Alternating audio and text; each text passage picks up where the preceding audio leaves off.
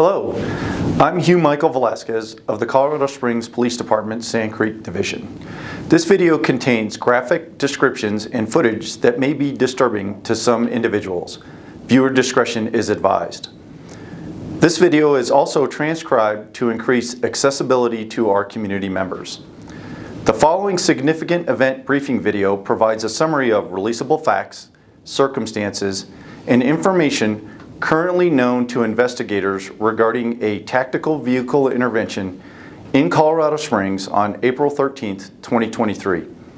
A tactical vehicle intervention is defined in CSPD policy as the deliberate act of impacting a suspect vehicle with a law enforcement vehicle in an attempt to force the suspect's vehicle to stop in a pursuit. The officer involved in this event was wearing a body-worn camera, commonly referred to as a BWC. BWCs are currently issued to all police officers and police sergeants assigned to patrol, as well as personnel in some other assignments. In accordance with Colorado law, all CSPD police officers, regardless of rank, will be issued a BWC by July 1st, 2023. There are multiple methods by which a BWC may be activated, and the devices record both audio and video. BWCs are generally worn at mid-chest level on the exterior of an officer's uniform or body armor, providing a straight line of sight view from that perspective. BWC lenses are fixed and do not capture everything an officer sees, hears, or experiences during an incident. The majority of CSPD police vehicles do not have cameras mounted to the vehicle, commonly called dash cams. None of the marked police vehicles involved in this incident were equipped with cameras. On Thursday, April 13th, 2023, at 12:52 a.m., the Colorado Springs Police Department received a 911 call from an adult male who reported that his mother had been held at gunpoint by suspects who stole her vehicle before leaving the apartment complex. The reporting party's mother then spoke directly with the call taker and advised that two suspects had approached her in the parking lot of her apartment complex.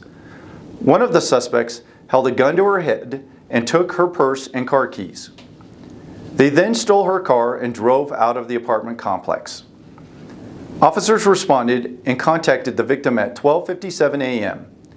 Here is a portion of the victim's 911 call. Are any weapons involved? Yes, they put a gun to my head. Okay, and they told me They told you to get on the ground? No, they told me give me your keys in my purse, and they took it off in my car. Okay. While contacting the victim, officers learned when the victim arrived home, the two suspects were in the parking lot. When she exited her vehicle and began walking to her apartment, the victim stated the same two suspects approached her and put a gun to her head. They took her purse and keys before leaving the complex in her vehicle. The victim described the suspects as two mixed-race males wearing all black with masks over their faces. Officers developed probable cause to arrest the unknown suspects with the felony crimes of aggravated robbery and motor vehicle theft. Officers then began checking local businesses for the vehicle. At 2:36 a.m., officers located the victim's stolen vehicle being driven through a parking lot near South Academy Boulevard and South Shelton Road. An officer observed the vehicle was occupied by two individuals, one in the driver's seat and one in the front passenger seat. The officer observed that both individuals had black masks pulled down over their faces. The driver was later identified as 18-year-old D'Angelo Flynn, and the passenger was later identified as 20-year-old Henry Jackson. Officers got behind the vehicle and initiated their lights and sirens. The vehicle failed to stop and instead accelerated at a high rate of speed away from the officers. Officers then initiated a pursuit. At 2:38 a.m., the sergeant monitoring the pursuit authorized a TVI, which is an acronym for a tactical vehicle intervention. Here is a map showing the path Mr. Flynn and Mr. Jackson drove while attempting to flee officers.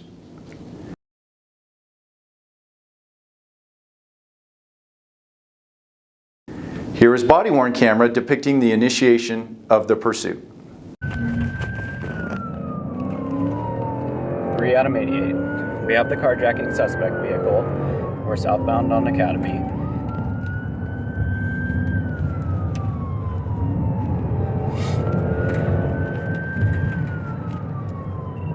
We're southbound Academy approaching Astrazon, Bakeretta Young Mary 6-8. Last night I've been, that's why I was thinking it was that one. Okay, do we have a supervisor? Do we have a supervisor monitoring?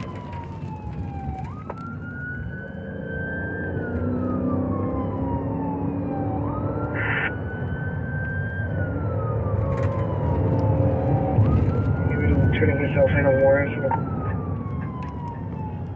Vehicle is going west on Hancock from Academy.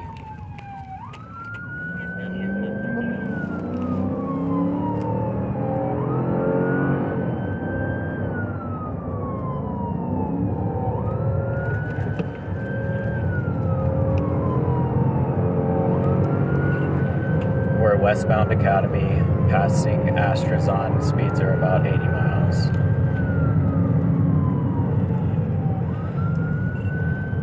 Vehicle just ran a red light at Delta, still westbound on Hancock, light traffic.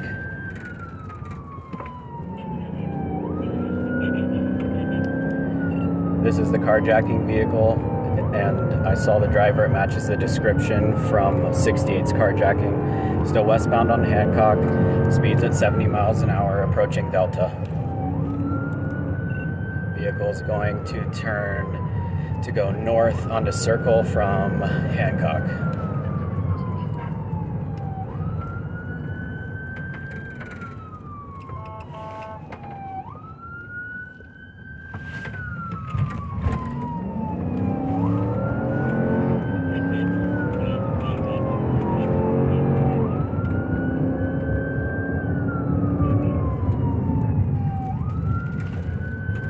Go Spinelli. We are north on Circle from Delta. Speeds are about 55 miles per hour. No traffic.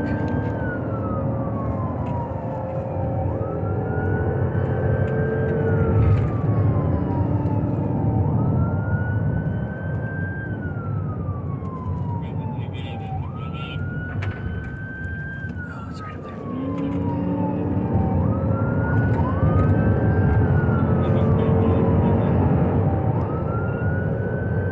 We're northbound on Circle, passing Server. Speeds are at 80 miles an hour, no traffic. Vehicle is signaling to go east onto Verde.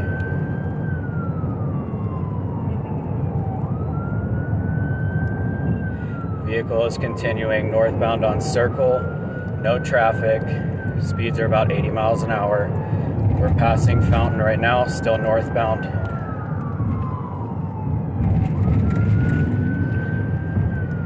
Whoever's coming south, you're going to pass it right now. It's passing Winnipeg northbound. Go ahead and make the turn. 88, I'm going to maintain radio.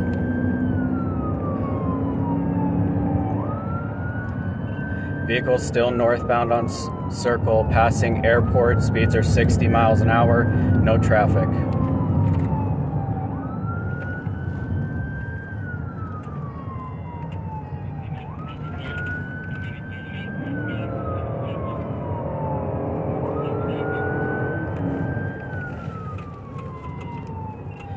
I'll maintain radio.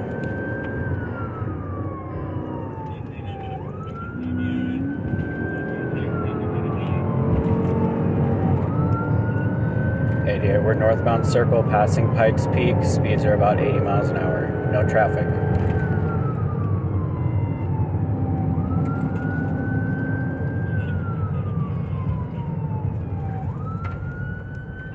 Vehicles, Bijou and Circle. We have a TVI completed, stage medical.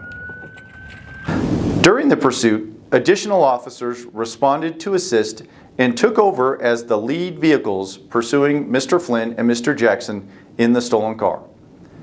At 2:39 a.m., an officer conducted a TVI near the intersection of North Circle Drive and East Bijou Street. After the application of the TVI, the stolen vehicle, occupied by Mr. Flynn and Mr. Jackson crashed into a light pole on the southwest corner of the intersection.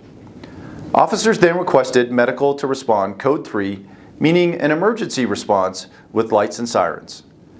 Officers, while utilizing a ballistic shield, moved toward the stolen vehicle to take the 2 occupants into custody.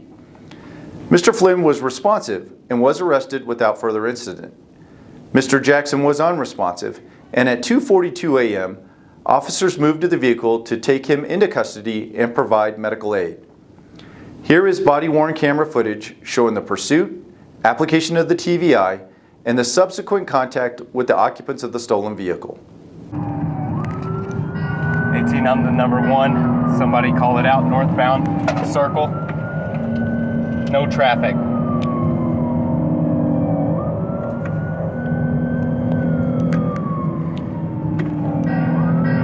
18, I'm gonna perform a TVI at Circle and Pikes Peak if it allows.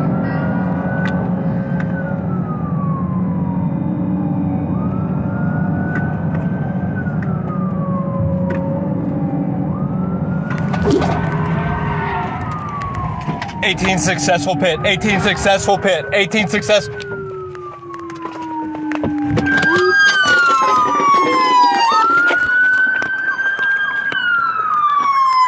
give me the air, south. Hands up, show me your hands!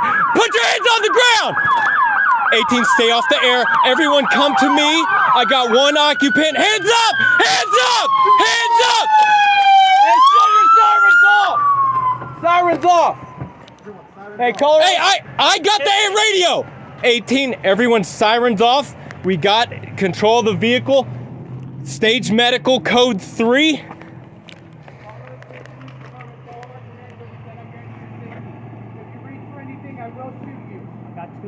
I got 2 unconscious. 18, we have 2 occupants. Driver's responsive, passenger is not. 18, let's get a shield up here. Keep your hands up at all times. 18, once we get a shield up here, we're gonna have to start extracting. Mr. Jackson was removed from the vehicle and provided emergency medical treatment until medical personnel arrived. Mr. Jackson was pronounced deceased at the scene by responding medical personnel. Here is body-worn camera video depicting the medical treatment provided to Mr. Jackson by officers. There you go. Watch it. Watch it. Watch your hands. Watch your hands.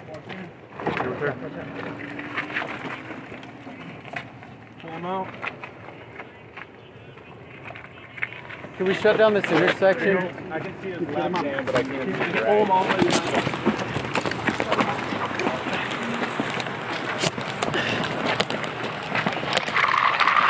This section. See a line? Compressions. No pulse. Start compressions. During the investigation, Mr. Jackson was found to be in possession of items of evidence from the robbery of the victim. Mr. Jackson was also found to be in possession of a handgun. Here is an image of the handgun.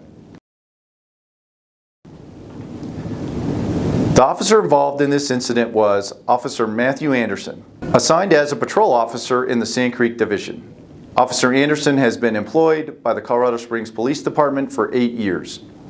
Pursuant to Colorado law, the El Paso County Sheriff's Office responded to the tactical vehicle intervention and initiated an investigation.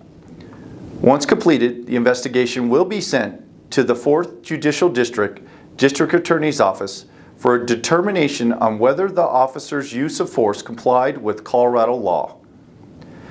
Additional information regarding investigative and transparency protocols is located on the CSPD's website at www.coloradosprings.gov/police.